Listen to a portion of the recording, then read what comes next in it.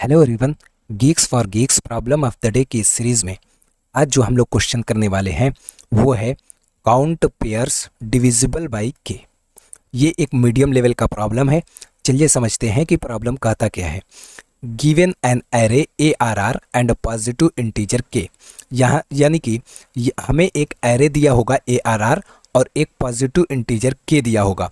Count total number of pairs in the array whose sum is divisible by K, यानी कि हमें array के अंदर से ऐसे पेयर्स को फाइंड करना है कि जिसका सम जो है वो के से डिविजिबल हो। यहाँ पर एग्जांपल देखें, इसके अंदर जो एरे दिया है उसके अंदर जो एलिमेंट है 2 है, 1 है, 7 है, 5 है, 3 है और यहाँ पर k इक्वल टू क्या दिया है 4 दिया है। इसका आउटपुट क्या आ रहा है 5 आ रहा है। एक्सप्लेनेशन देखें, there are 5 pairs possible whose sum is divisible by 4, यानी कि हमें इस एरे के अंदर से ऐसे 5 पेयर मिल रहे हैं जिसका सम जो है वो डिविजिबल बाय 4 है। यहाँ पर देखें वो पेयर कौन कौन से होंगे। वो पेयर होगा 2, 2, 1, 4, 7, 5 एंड 1, 3 एंड 5, 3। सेकंड एग्जांपल देखें, सेकंड एग्जांपल के अंदर जो एरे दिया है इसके अंदर जो एलिमेंट है वो क्या है 5 है, 9 है, 36 है, 74 है, 52 है, 31 है, 42 है और k इक्वल टू क्या दिया है 3 दिया है। इसका आउटपुट क्या आ रहा है, इसका आउटपुट 7 आ रहा है। एक्सप्लेनेशन देखें, there are 7 pairs whose sum is divisible by 3, यानी कि हमें इस एरे के अंदर से 7 ऐसे पेयर मिल रहे हैं जिसका सम जो है वो डिविजिबल बाय 3 है। वो कौन कौन से पेयर हैं, 9, 36 and 9, 42 and 74, 52 and 36, 42 and 74, 31, 31, 5 and 5, 52। अब यहाँ पर टाइम कॉम्प्लेक्सिटी और स्पेस कॉम्प्लेक्सिटी देखते हैं। यहाँ पर टाइम कॉम्प्लेक्सिटी क्या दिया है, ऑर्डर ऑफ n दिया है और स्पेस कॉम्प्लेक्सिटी क्या दिया है, ऑर्डर ऑफ k दिया है। अब चलिए समझते हैं कि इस क्वेश्चन को सॉल्व कैसे करेंगे। इस क्वेश्चन को सॉल्व करने के लिए जो ब्रूट फोर्स अप्रोच होगा वही हमारे ज़हन में सबसे पहले आएगा। ब्रूट फोर्स अप्रोच क्या होगा कि हम लोग एक एलिमेंट को उठाएं और उसके साथ बाकी एलिमेंट को पेयर करके देखें और सम करके देखें। अगर वो डिविजिबल बाय के होगा तो हम लोग काउंट को इंक्रीज कर लेंगे, अगर वो डिविजिबल बाय के नहीं होगा तो हम लोग नेक्स्ट एलिमेंट को चेक करेंगे। इसी तरीके से हम लोग हर एक एलिमेंट के साथ पेयर करके देखेंगे। इस अप्रोच को सॉल्व करने के लिए हम लोग 2 लूप का यूज़ करेंगे, एक लूप पहले एलिमेंट के लिए और दूसरा लूप उसका पेयर बनाने के लिए। तो इसमें क्या होगा, हमें 2 लूप यूज़ करना पड़ेगा। तो 2 लूप जब हम लोग यूज़ करेंगे तो इसकी टाइम कॉम्प्लेक्सिटी क्या हो जाएगी, इसकी टाइम कॉम्प्लेक्सिटी हो जाएगी ऑर्डर ऑफ n², जो कि हमें TLE देगा। TLE क्यों देगा, क्योंकि क्वेश्चन में ऑलरेडी जो टाइम कॉम्प्लेक्सिटी दिया है वो ऑर्डर ऑफ n दिया हुआ है। तो इसलिए अब हम लोग इसको सॉल्व करेंगे, किससे, ऑप्टिमाइज्ड अप्रोच से सॉल्व करेंगे। ऑप्टिमाइज्ड अप्रोच के अंदर हम लोग नंबर्स पे फोकस करने के बजाय हम उनके रिमाइंडर्स पर फोकस करते हैं जब उन्हें के से डिवाइड करते हैं। अगर मान लेते हैं एक नंबर a है, इसका रिमाइंडर r1 है और एक नंबर b है, इसका रिमाइंडर क्या है r2 है, तो a प्लस b ये कंप्लीटली डिविजिबल r होगा। इसका मतलब ये है कि अगर इसको r से मॉडुलो करें तो ये क्या आए, ये 0 तभी आएगा जब r1 plus r2 equal to k होगा या फिर r1 plus r2 equal to क्या हो, 0 हो। ये 2 केस हमें मिलते हैं, यानी कि दोनों रिमाइंडर्स को अगर हम ऐड करें तो या फिर वो k के बराबर आए या फिर अगर दोनों रिमाइंडर को ऐड करते हैं तो वो 0 के बराबर आए। तभी इसका मतलब ये होगा कि a और b जो है उसका सम जो है वो किससे डिविजिबल है, वो डिविजिबल है k से। अब चलिए कोड को समझते हैं। कोड के अंदर सबसे पहले हम लोग क्या करेंगे, हम लोग एक रिमेनिंग स्टोर करने के लिए हम लोग एरे बनाएंगे। तो एरे क्या होगा, हम लोग उसका नाम फ्रीक्वेंसी दे देते हैं, int frequency equal to new int, और इसका साइज क्या देंगे, हम लोग इसका साइज देंगे k के बराबर। देन हम लोग एक वेरिएबल डिफाइन करेंगे, क्या चीज़, काउंट के नाम से, int of count equal to, अभी इसको 0 से इनिशियलाइज कर देंगे।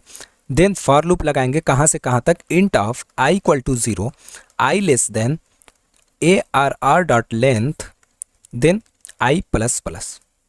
इसके अंदर सबसे पहले हम लोग रिमेनिंग निकालेंगे। तो रिमेनिंग हम निकालने के लिए क्या होता है, A R R of i modulo k. इससे हमें क्या मिलेगा, हमें रिमेनिंग मिल जाएगा। हम लोग एक और वेरिएबल यहाँ पर लिखेंगे, ये क्या होगा, कॉम्प्लीमेंट।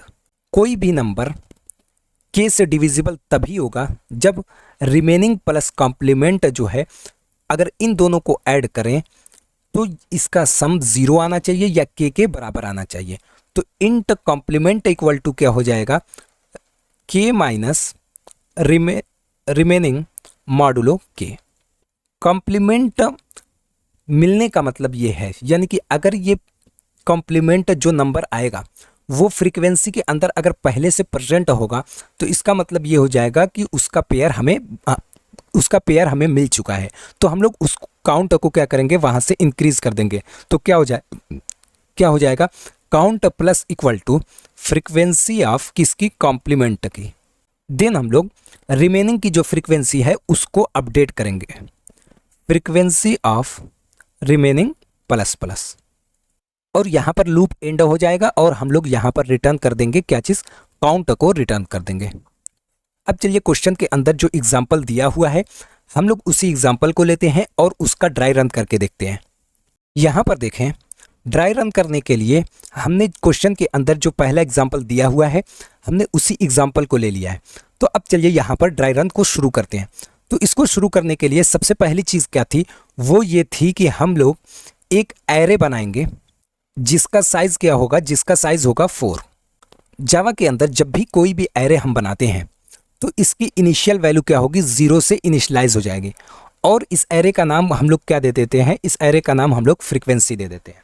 और इसकी इंडेक्सिंग क्या हो जाएगी, 0 1 2 3। और यहाँ पर इसकी इंडेक्सिंग क्या होगी, 0 1 2 3 4 5। अब लूप चलाएंगे। लूप कहाँ से कहाँ तक चलेगा, i = 0 से लेंथ तक, एरे की लेंथ तक। तो यहाँ पर क्या होगा, i जो है अभी यहाँ पर इंडिकेट करेगा, ठीक है, i जो है वो यहाँ पर इंडिकेट कर रहा होगा। अब यहाँ पर सबसे पहले रिमेनिंग कैलकुलेट होगा। तो अगर 4 से इसके 2 मॉडुलो 4 क्या आ जाएगा, 2 आएगा। उसके बाद यहाँ पर अगेन एक और चीज़ कैलकुलेट होगी, वो क्या होगी, कॉम्प्लीमेंट। कॉम्प्लीमेंट कैसे निकलेगा, कॉम्प्लीमेंट के लिए k माइनस रेम, तो यानी कि 4 - 2 देन मॉडुलो 4। तो 4 - 2 मॉडुलो 2 कितना, मॉडुलो 4 क्या हो जाएगा, इसकी वैल्यू भी क्या आ जाएगी, 2 आ जाएगी। यहाँ पर एक और वेरिएबल होगा क्या चीज़, काउंट इक्वल टू, अभी किससे इनिशियलाइज होगा, ये 0 से। अब देखें इसके बाद काउंट के अंदर क्या ऐड होगा, फ्रीक्वेंसी ऑफ कॉम्प्लीमेंट। तो फ्रीक्वेंसी ऑफ कॉम्प्लीमेंट की वैल्यू क्या है, 2। तो फ्रीक्वेंसी ऑफ 2 की वैल्यू क्या है, 0। 0 प्लस काउंट की वैल्यू अभी कितनी है, 0, यानी कि 0 + 0 कितना होगा, 0 ही होगा। अब क्या होगा, फ्रीक्वेंसी ऑफ रेम जो है वो अपडेट होगी। तो फ्रीक्वेंसी ऑफ रेम यानी कि फ्रीक्वेंसी ऑफ 2, इसकी वैल्यू कितनी है, अभी 0 है, तो ये कितनी हो जाएगी, ये अपडेट होके हो जाएगी 1। तो इसकी वैल्यू हो जाएगी 1, ठीक है। इसके बाद i की वैल्यू अपडेट होगी और i जो है वो अब नेक्स्ट एलिमेंट पे आ जाएगा। जब नेक्स्ट एलिमेंट पे आ जाएगा अगेन रिमेनिंग कैलकुलेट होगा, तो अभी भी रिमेनिंग 2 होगा। अगेन कॉम्प्लीमेंट कैलकुलेट होगा, तो अभी भी कॉम्प्लीमेंट क्या होगा, 2 होगा। अब क्या होगा, काउंट के अंदर फ्रीक्वेंसी ऑफ कॉम्प्लीमेंट की वैल्यू ऐड हो जाएगी। तो अब फ्रीक्वेंसी ऑफ कॉम्प्लीमेंट की वैल्यू कितनी है, 1 है। तो काउंट की वैल्यू क्या हो जाएगी, 0 + 1 = हो जाएगी 1। देन अगेन क्या होगा, फ्रीक्वेंसी ऑफ रिमेनिंग की वैल्यू अपडेट होगी, यानी कि फ्रीक्वेंसी ऑफ 2 की वैल्यू क्या हो जाएगी, अभी 1 थी तो अब हो जाएगी 2। देन इसके बाद i की वैल्यू अपडेट होगी और i जो है वो नेक्स्ट एलिमेंट पे आ जाएगा। देन अगेन रिमेनिंग की वैल्यू कैलकुलेट होगी, तो रिमेनिंग अब क्या आ जाएगा, रिमेनिंग हो जाएगा 1। और कॉम्प्लीमेंट क्या आएगा, कॉम्प्लीमेंट कैसे आएगा, k माइनस रेम यानी कि 4 - 1 3 मॉडुलो 4 कितना होगा, 3 आएगा। तो कॉम्प्लीमेंट की वैल्यू क्या आ गई, 3। देन फ्रीक्वेंसी ऑफ कॉम्प्लीमेंट ये जो है वो काउंट में ऐड होगा। तो frequency of complement, frequency of 3 की वैल्यू कितनी है, 0 है। तो ये क्या होगा, काउंट के अंदर ऐड होगा, तो यानी कि 1 + 0 कितना होगा, 1 ही रहेगा। देन फ्रीक्वेंसी ऑफ रिमेनिंग की वैल्यू अपडेट होगी तो फ्रीक्वेंसी ऑफ 1 की वैल्यू क्या हो जाएगी, फ्रीक्वेंसी ऑफ 1 की वैल्यू 1 इंक्रीज हो जाएगी, तो अभी ये 0 थी तो अब हो जाएगी 1। इसके बाद आई की वैल्यू अपडेट होगी और आई जो है वो नेक्स्ट एलिमेंट पे आ जाएगा। अगेन रिमेनिंग कैलकुलेट होगा, तो रिमेनिंग कैलकुलेट करने के लिए 7 मॉडुलो 4 क्या हो जाएगा 3, तो यहां पर क्या आ जाएगा 3। अब कॉम्प्लीमेंट कैलकुलेट होगा, कॉम्प्लीमेंट कैसे कैलकुलेट होगा, के माइनस रेम यानी कि 4 माइनस 3 कितना हो जाएगा 1, 1 मॉडुलो 4 कितना होगा 1, तो यहां पर 3 की जगह क्या आ जाएगा 1 आ जाएगा। अब काउंट के अंदर फ्रीक्वेंसी ऑफ कॉम्प्लीमेंट की वैल्यू ऐड होगी, तो फ्रीक्वेंसी ऑफ कॉम्प्लीमेंट की वैल्यू कितनी है 1 है, तो 1 जो है वो काउंट के अंदर ऐड होगा, तो यानी कि 1 + 1 क्या हो जाएगा, काउंट की वैल्यू 2 हो जाएगी। अब इसके बाद फ्रीक्वेंसी ऑफ रिमेनिंग की वैल्यू अपडेट होगी, तो फ्रीक्वेंसी ऑफ रिमेनिंग 3 इसकी वैल्यू 0 है, तो अब क्या हो जाएगी यहाँ पर 1 हो जाएगा। देन आई की वैल्यू इंक्रीज होगी, आई जो है नेक्स्ट एलिमेंट पे आएगा। अब यहाँ से रिमेनिंग अगेन कैलकुलेट होगा, तो 5 मॉडुलो 4 कितना होगा 1, और कॉम्प्लीमेंट अब कैलकुलेट होगा, कॉम्प्लीमेंट क्या होगा के माइनस रिमेनिंग यानी कि 4 माइनस 1 कितना होगा 3, मॉडुलो 4 कितना हो जाएगा 3, तो यहाँ पर क्या होगा कॉम्प्लीमेंट की वैल्यू हो जाएगी 3। अब काउंट के अंदर फ्रीक्वेंसी ऑफ कॉम्प्लीमेंट की वैल्यू ऐड होगी, तो फ्रीक्वेंसी ऑफ 3 की वैल्यू कितनी है 1, तो यहाँ पर काउंट के अंदर 1 ऐड हो जाएगा, तो काउंट की वैल्यू हो जाएगी 3। देन क्या होगा फ्रीक्वेंसी ऑफ रिमेनिंग की वैल्यू अपडेट होगी, तो फ्रीक्वेंसी ऑफ 1 की वैल्यू पहले 1 थी, तो अब क्या हो जाएगी यहाँ पर, अब हो जाएगा 2। देन क्या होगा आई की वैल्यू इंक्रीज होगी और आई जो है वो 3 को इंडिकेट करेगा यानी कि लास्ट एलिमेंट को। यहां से अगेन रिमेनिंग कैलकुलेट होगा, तो रिमेनिंग क्या हो जाएगा 3 मॉडुलो 4 क्या आ जाएगा 3, और कॉम्प्लीमेंट क्या होगा 4 माइनस 3 कितना होगा 1, 1 मॉडुलो 4 कितना आएगा 1। अब यहां पर फ्रीक्वेंसी ऑफ कॉम्प्लीमेंट की वैल्यू काउंट के अंदर ऐड हो जाएगी, तो फ्रीक्वेंसी ऑफ कॉम्प्लीमेंट यानी कि फ्रीक्वेंसी ऑफ 1 की वैल्यू कितनी है 2, 2 जो है वो काउंट में ऐड हो जाएगा, तो काउंट की वैल्यू क्या हो जाएगी, काउंट की वैल्यू अब हो जाएगी 5। ठीक है, फिर फ्रीक्वेंसी ऑफ रिमेनिंग की वैल्यू अपडेट होगी, तो फ्रीक्वेंसी ऑफ 3 की वैल्यू कितनी है 1 है, तो अब ये हो जाएगी 2, तो यहां पर हो जाएगा 2। इसके बाद आई की वैल्यू अपडेट होगी और हम लोग लूप से बाहर आ जाएंगे और हम लोग रिटर्न करेंगे काउंट इक्वल टू 5, ये हम लोग रिटर्न कर देंगे और क्वेश्चन में यही इसका करेक्ट आंसर भी है।